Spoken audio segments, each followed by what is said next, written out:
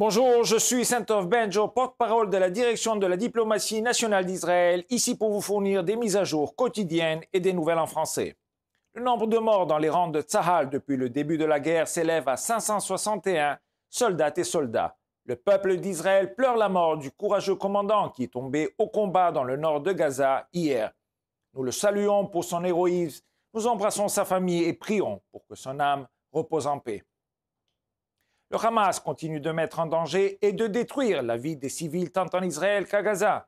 Le contrôle du Hamas, qui vole sans scrupule l'aide humanitaire, laisse les habitants de Gaza dans le désespoir pour s'approvisionner lui-même.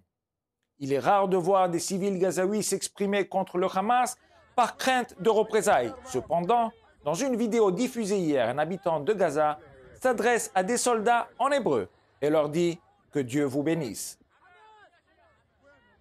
Dans une autre vidéo, ils maudissent l'UNRWA et le Hamas.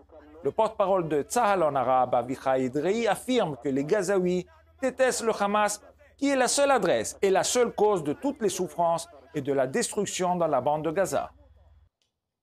Le Hamas, soutenu par l'Iran, a détruit la vie de nombreux Israéliens le 7 octobre.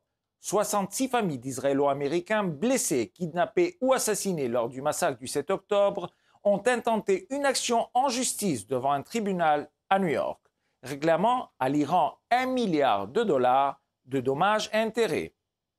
Natalia Ben-Tzvi, mère de Sagiv Ben-Tzvi, assassiné au festival Nova, a déclaré « Je demande que justice soit faite pour mon fils. Je demande justice pour mon fils. En ce qui me concerne, l'Iran est la tête du serpent et n'est pas moins responsable que le Hamas. Les auteurs du pire massacre contre les Juifs depuis l'Holocauste doivent être tenus pour responsables. »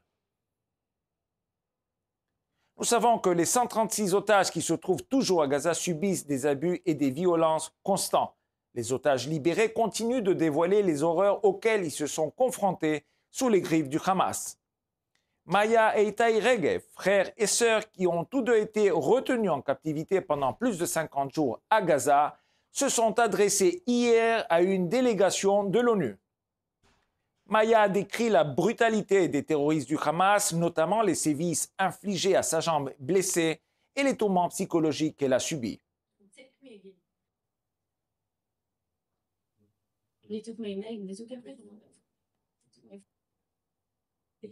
Les terroristes du Hamas m'ont arraché les vêtements, ils ont pris mon identité et mon nom. Le terroriste qui me surveillait me disait tous les jours que si Tsahal venait me sauver, il me tuerait immédiatement. Alors que les efforts d'Israël pour le retour des otages se poursuivent, tant sur le plan diplomatique que militaire, le Premier ministre Benjamin Netanyahu a évoqué les négociations du nouveau cadre pour la libération des otages. Il a déclaré qu'Israël travaillait sur un nouveau cadre de libération des otages, mais pas à n'importe quel prix.